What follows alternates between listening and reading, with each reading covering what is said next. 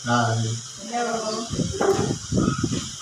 Sa pangalan po ng dakilang Panginoong Jesucristo, isang mapagpalang hapon sa bawat isa sa atin. Dito po tayo sa pagpapatuloy ng Ebanghelyo na binibigyan po natin ng buhay ang mga sitas na nakatakda sa bawat linggo na yun ay araw ng pagsamba na ginagawa natin sa templo. Kumbaga, panibago na naman topic. Siguro yung at present last week, makakarelate doon. Na importante yung linggo na dapat hindi ka mag-absent. Ngayon, nandito tayo bago na naman topic. Ngayon, meron pa tayong isang aralin. Sabi po sa gawa ng mga apostol. Ito pong gawa ng mga apostol, nung bago pa lang akong naging ebanghelyo, sabi sa akin, challenge. Sino nagsulat ng gawa? Sabi ko, si San Pablo. Mali pala. Ang sabi, basahin mo sa gawa 1:1 at ganun din Lucas 1:1. Yun pala, ang nagsulat pala ng gawa ay si San Lucas. Hindi naman pala si San Pablo. Kasi sabi dito, i-relate natin na para may gulo. Sa gawa 1:1, ang unang kasaysayan na ginawa ko o Teopilo ay tungkol sa lahat ng pinasimulang ginawa at itinuro ni Jesus. Parang liham ito na ibinigay kay Teopilo. Ibig sabihin, nagsasalita yung nasa gawa na mayroon na siyang unang ginawang sulat. Ano naman yung nakalagay sa Lucas? Sabi sa Lucas, Kapitulo 1, nandito na pala sa 1 hanggang 3. Yamang marami ang nagpilit mag-ayos ng isang kasaysayan noong mga bagay na naganap sa gitna natin, alinsunod sa ipinatalo sa atin nilang buhat sa pasimula, ay mga saksing nangakakita at mga ministro ng salita. Ay minagaling ko naman, pagkasiyasat ng lubos ng pangyayari ng lahat ng mga bagay mula sa ng una, na isulat sa inyong sunod-sunod kagalang-galang na Teopilo. Ito pala yung unang sulat niya. Ngayon, yung sa Luca ay sa gawa, ito yung pangalawang libro niya na sinulat ngayon ni San Lucas. Kaya po, si San Lucas ang nagbigay ng kasaysayan ng mga gawa ng mga apostol. Mula ng ang ating dakilang umakyat sa langit hanggang sa yung mga ministeryo na ng 12 alagad ang ginagawa nila. Nung bumaba yung Espiritu Santo, nandun sila sa isang silid at nabahagi sa 12, lahat sila'y nagsitanggap at doon nagsalita na ng iba-ibang wika at nagpahayag na ng salita ng Diyos. Kung wala na silang takot sa panangaral ng salita ng Diyos. Dahil ito nga yung nagpalakas ng loob nila. Sa totoo lang po, pinanghinaan ng loob ang mga alagad ng ating dakilang Panginoon. Dahil po, hindi pa araw-araw silang magkakasama ng ating dakilang Panginoon. Pero nung hinuli yung sinunggaban ng mga Pariseo at matatanda ng bayan, ang ating dakilang Panginoon, yung pastor sa kanila, nangaligaw sila lahat. Nagkandawala-wala sila. Pero nung bumaba ang Espiritu Santo sa kanila, ito na po yung nagpalakas loob para sila naman ay mangaral ng salita ng Diyos. Kaya sabi po dito sa gawa, na nasaksihan ngayon ni San Lucas, na sinasabi ngayon ni Apostol Pablo. Sabi ganito, at tumindig si Pablo sa gitna ng Areopago na sinabi. Ito na yung, kumbaga ito yung panahon na, kasi kinurner nila si San Pablo at inaakusan dahil dadalhin siya sa Roma. Pero ngayon, nagbigay muna ng privilege speech ngayon si San Pablo. Kayong mga lalaking taga-Atenas, sa lahat ng mga bagay ay napapansin kong kayo'y lubhang relihiyoso. Sapagkat sa aking pagdaraan ay sa pagmamasid ng mga bagay na inyong sinasamba, ay nakasumpong din naman ako ng isang gambana na may sulat na ganito, sa isang Diyos na hindi kilala, yaon ngang inyong sinasamba, sa hindi pagkakilala, siya ang sa inyo'y ibinabalita. Na kumbaga, lahat naman ng tao, lalong-lalo na itong sa Atenas, kumbaga nasa labas na ito ng Huda o ng Israel. Habang nangangaral sila ng salita ng Diyos, parang mayroong isang grupo doon ng mga reliyoso, pero ang kanilang dambana may nakasulat sa isang Diyos na hindi kilala. Kahit dito sa Pilipinas, meron din yan. Merong sinasamba ang mga ninunong natin na mga tinatawag na anito. Pero, hindi nila kilala ang Diyos. Kaya, katulad din yan, yung nangyari dito sa Pilipinas. Ang pagiging reliyoso nila, kumbaga, ginagawa nila yung matuwid, yung masama, iniiwasan nila. At meron silang mga panata na kanilang ginagawa, na kapag may lumalabag, meron namang pinaparusahan. At kapag sumusunod, binibigyan naman ng mga katungkulan para makaganap ayon sa kanilang mga pagsamba o pagiging reliyoso. Pero, dito po, nung matagpuan ni Apostol Pablo na ang Diyos na kanilang sinisilbihan o sinasamba ay hindi nila kilala, ipinakilala ngayon ni Apostol Pablo. Sabi dito ni Apostol Pablo, ang Diyos na gumawa ng sanglibutan at ng lahat ng mga bagay na narito, siya, palibas ay Panginoon ng langit at ng lupa, ay hindi tumatahan sa mga templong ginawa ng mga kamay. Kumbaga, binibigyan ng buhay ni Apostol Pablo na ang Diyos ay hindi po pala nananahan sa isang templo. Kahit pala hindi pala tayo dito matakot, kahit pala tumaas yung tubig dito. Dahil ang Diyos hindi naman nandito sa templo, kundi sa bawat tao na pumupunta dito, doon po nananahan ang Diyos. Bakit po? Dahil kung titingnan natin, ang templo wala namang buhay. Maliban na kung may tao nandiyan naglilinis, nagpapahalaga, o kaya inaayos ang kalagayan, yun magkakaroon siya ng buhay. Pero kung pababayaan siya, magiging useless po. Ibig sabihin, nananahan ang Diyos talaga sa bawat tao na pinangungunahan niya para alagaan ang templo. Bakit po? Para meron tayong masisilungan na hindi tayo mauulanan, maambunan, para hindi tayo labigin, para magdinding. Yan po ang nagiging kalagayan ng templo. Kaya po, sabi ito, hindi rin naman pinaglilingkuran siya ng mga kamay ng mga tao na para bagang siya ay nangangailangan ng anumang bagay, yamang siya rin ang nagbibigay sa lahat ng bagay at ng hininga at ng lahat ng mga bagay. Sa magkatuwid, ang Panginoong Diyos hindi po nangangailangan na paglingkuran natin. Dahil sa Kanya nga po lahat ng galing. Kumbaga, ang ating mga ginagawa ngayon o mga mabubuting gawa, nagiging resulta na lang ng pananampalataya na kung papaano natin kinilala ang Diyos. Tama yung sinabi kanina ni Brad, upang ay kayo'y nangaligtas hindi sa pamamagitan ng mga mabubuting gawa upang walang sinuman ang magmalaki. Totoo po. Dahil po, halimbawa, ako ikaw nga, araw-araw ako naglimos. Nakapagpatayo pa ako ng templo. Marami akong na-invite para maging member. Hindi po yung batayan, yung maraming lang nagawa. Kundi, yung isang beses ka lang, nakarinig ng salita ng Diyos, at tinanggap mo siya, at nagpikayat ka na.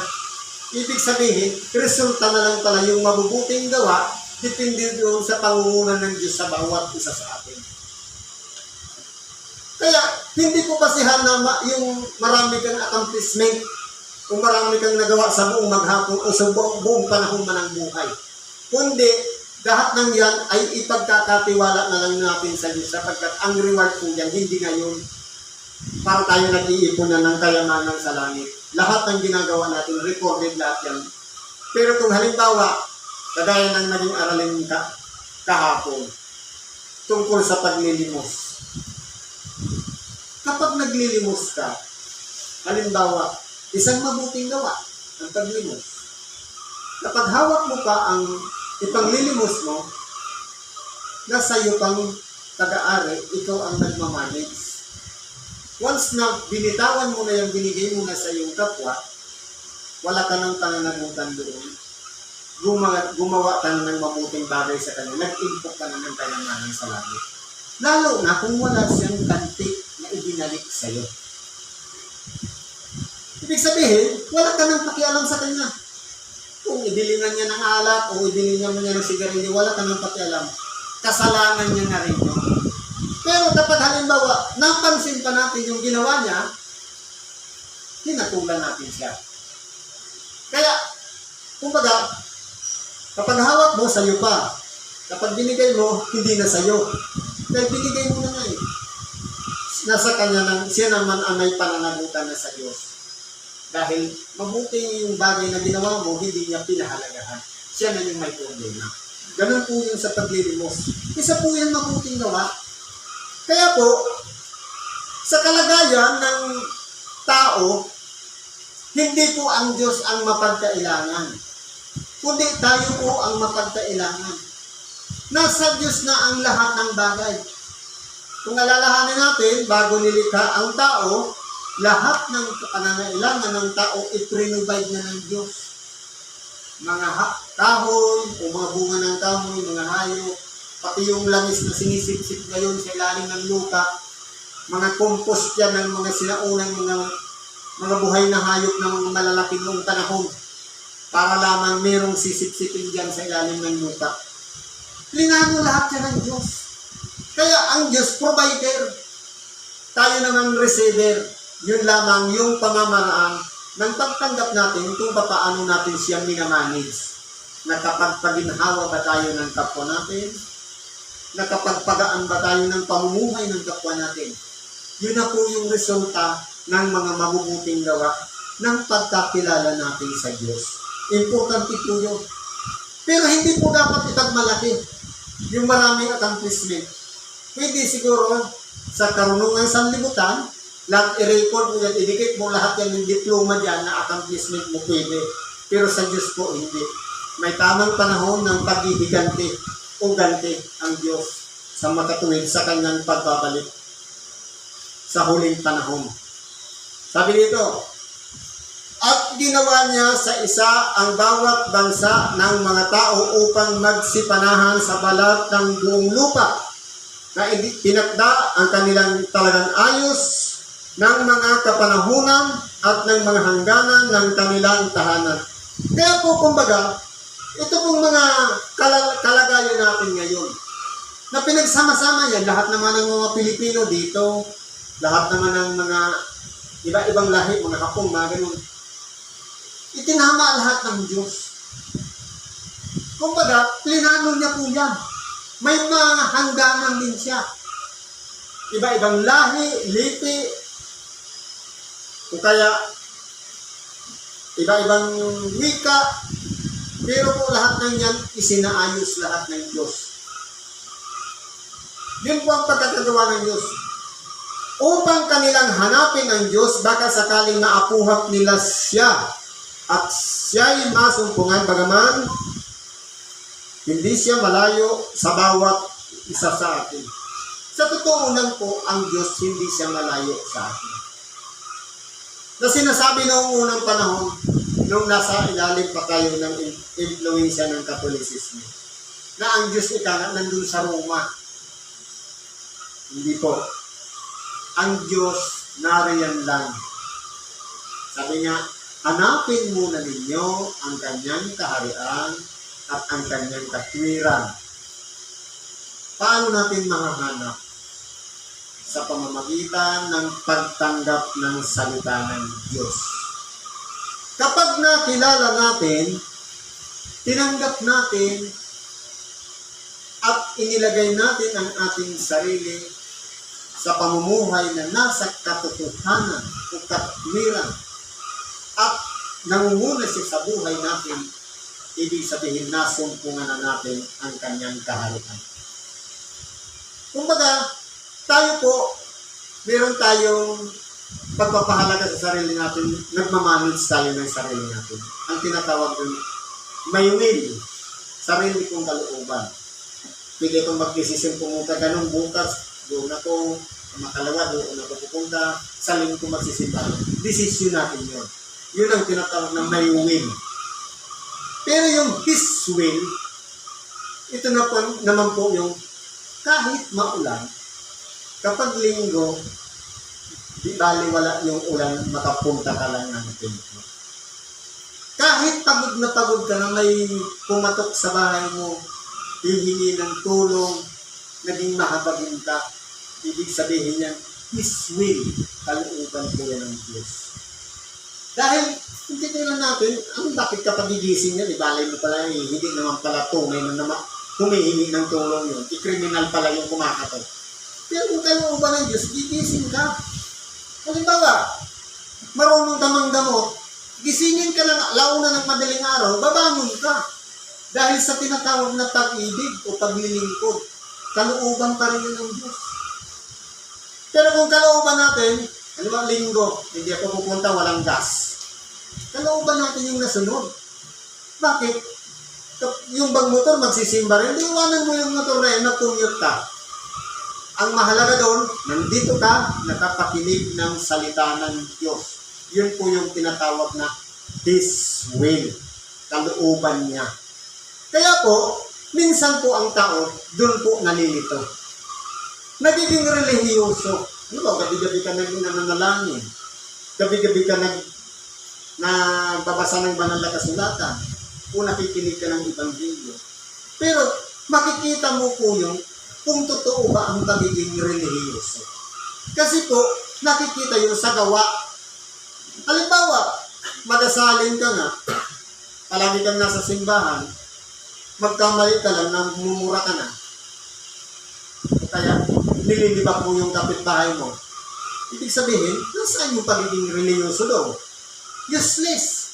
Kaya ang pagiging reliyoso, nag-iingat ang kanyang sarili, kinikilala ang kanyang gawa kung ikapapahamak ba niya o hindi. Ibig sabihin, mayroon na siyang pangunawa sa kanyang sarili. Yun na po yung tinatawag na kaharian ng Diyos na nananahan sa buhay natin. Kaya sabi dito, hindi siya malayo. Nariyan lang siya. Upang kanilang hanapin ng Diyos na kasakaling maapuhat nila siya at siya'y masumpungan. Bagaman hindi siya malayo sa bawat isa sa atin. Nandyan lang siya. Kaya nga tayo nananalangin. Yung pamamaraan ng pananalangin, ito yung tayo yung nagsasalita, ang Diyos tagapakinig. Gusto po, sana po pagalingin na po ang karamdaman ko. Hindi ba nga tayo yung nagsasalita? E paano kung 1 milyon o 10 milyon yung nananalangin na kasabay mo? Ikaw naman nasa kalagayan ng Diyos. Makapakinggan ka ba? E siyempre, baka bagay mo na gusto, baka mapakinggan ka para mapansin ka. Kung siya'y nananahan sa, nandyan lang, nandito sa puso natin, madali po natin siyang matatanggap ang biyaya na hinihingi natin. Kaya sabi nga, hanapin muna ninyo ang kanyang kaharian at ang kanyang katwiran at ang lahat ng bagay ay pawang idaragdag sa iyo. Kaya yung solusyon sa problema, yung kagalingan ng karamdaman, i-add na lang, dagdag na lang. Bonus na lang yun ng Diyos ang pagpapagaling ng karamdaman. Ang mahalaga, yung pagharian tayo sa ating puso ni Kristo. Yun po yung importante. Dapat makilala natin ng Diyos, kilala natin si Kristo. Kapag nanahan siya sa puso natin, kilala niya rin tayo. Mahirap niyan sabihin natin, nangaral ka na kasama namin.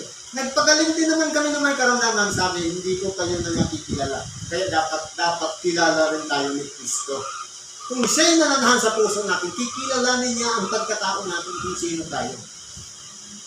Kaya kung tayo'y mahabagin, pasalamat tayo dahil isang bagay na gawang mabuti ang pagiging mahabagin sa kapwa. Sabi pa dito, sapagkat sa Kanya tayo'y nangabubuhay. Ito po, sa Kanya tayo kumukuha ng lakas ng hinihinga natin, yung oxygen na nilalanghap natin. Sapagkat sa Kanya tayo'y nangabubuhay at nagsisikilos. Sa Kanya tayo kumukuha ng lakas para makagawa ng isang bagay na mabuti. At mayroon tayong pagkatao. Ito yung pinakamaganda. Kung tayo po, tingnan natin sa salamin ang ating kalagayan. Tao nga ba yung nasa salamin na kaharap natin? May ugali ba siyang hindi tao? Kasi, kung halimbawa, magsisi ngayon, kinabukasan, babalik na naman sa dating gawin, aso, na matapos magsuka, kakainin uli. Pinatawag ka na ng Diyos. Tapos inulit mo na naman. Ibig sabihin, asal baboy. Matapos nalinisan, maglulog-log na muli sa pusali. Huwag tayong maging ganon. Dahil kahit anong hingin natin sa Diyos, sabi niya, huwag ninyong ibigay ang anumang banal sa mga aso. Baka iurakan ng kanilang mga paa. Ito ano nga tayo pagiging banal o hindi nga tayo karapat-dapat dahil sa gawi o ugali na ginagawa natin. Kaya nagiging sagabal po yun. Kapag tayo po ay hindi pinangungunahan ng Diyos. Sabi nga sa English, let's surrender ourselves to the Lord.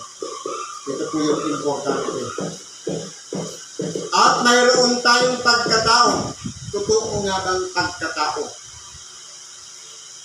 Nagaya naman ng sinabi ng ilan sa inyong sariling mga manunula, sapagkat tayo naman sa kaniyang lahi.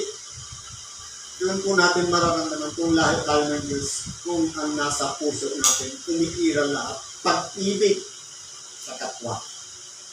Yaman tayo na ilahi ng Diyos, ay hindi marapat nating isipin na ang pagka-Diyos ay katulad ng ginto, unang pilak, unang bato, inukit ng kabihasnan at katalinuhan ng tao. Kung tayo po'y lahi ng Diyos, hindi dapat natin kilalanin ang Diyos na katulad lang ng isang rebulto. Sabi ito, katulad ng ginto, mayroong rebultong ginto, merong kahoy na kumbaga yung nasa labas niya, gold. Parang hinaplasan na ng gold o binalot ng ginto. Dapat ang pagkakilala natin sa Diyos ay hindi katulad ng ginto, unang pilak, unang bato na inukit ng kabihasnan. Kundi kilalanin natin ang Diyos bilang Espiritu na hindi nakikita. Sapagkat kung titingnan natin, kung kikilalanin natin ang Diyos katulad ng isang bato, paano siya makakapanahan sa puso natin? Di wasak yung katawan natin. Pero kung siya yung Espiritu, madali po siya makakapasok yan. Dahil ang Diyos ay Espiritu. Ang mga panahon ng kahangalan ay pinalipas na nga ng Diyos. Datapwat ngayon, ipinag-uutos niya sa mga tao na magsisi silang lahat sa lahat ng dako. Ito yung susi. Kapag ang tao may kasalanan, walang buwang ang Diyos para makapasok sa puso. Dahil magiging kaagaw yung kasalanan. Katulad yan ng isang sisidlan, kapag may laman na yung tubig, kahit anong salin mo yan, aapaw lang yan. Tanggalin mo ng laman. Magsisi ka. Saka mo yan malalagay ng tubig. Ibig sabihin, para makapenetrate ng todo ang Diyos sa buhay natin, magsisi tayo. Magbalik loob tayo. Ibig sabihin, mag-refresh tayo. O kaya, i-reformat natin ang ating pagkaka. Back to zero. Mula sa mababang kalagayan. Ngayon, yung lahat ng mga kalooban ng Diyos, karunungan, kung magbiyaya na tayo, lahat ng yan, lalabas na lang sa atin kung ano yung pamamaraan ng Diyos na mayroon na tayo dati, bago magtanya tayo tinawag. Kaya po, magpasalamat po tayo sa Diyos. Kung sa oras na ito nandito tayo, nakapakinig ng ibang video, pahalagahan po natin yung kanyang aral. I-practice natin na manahan siya sa puso natin. Doon natin mararamdaman na ang Diyos pala ay hindi mapagkailangan. Tayo pala yung nangangailangan sa Diyos. Kaya, kung ang pagkakilala natin sa Diyos, hindi siya katulad ng ginto, pilak o bato, ibig sabihin, siya ay kilalanin natin sa kalagayang espiritu na pwedeng pumasok sa ating pagkatao. Hindi siya malayo, nandiyan lang siya sa malapit. Madali lang po siyang tawagan. Lamang nasa atin kung tatawagan natin siya. Kaya po, sa oras na ito, siguro mahaba ng ating oras. Hanggang dito na lang ang ating pakikibahagi. At kung ano man ang ating mga karaingan, hilingan man sa Diyos, problema man yan, karamdaman, o ano mang hinihingi natin, ipagkatiwala natin lahat sa Diyos. Huwag natin madali. Dahil iba ang proseso ng tao sa proseso ng Diyos. Kung siguro humihiling tayong gumaling agad ang karamdaman, kapag pinagaling kasi agad tayo, nakabukas, balik na naman tayo sa dati nating gawin. May proseso para magkaroon tayo ng unawa, pahalagahan natin yung aral ng salita. Salamat po at magandang hapon sa bawat isa.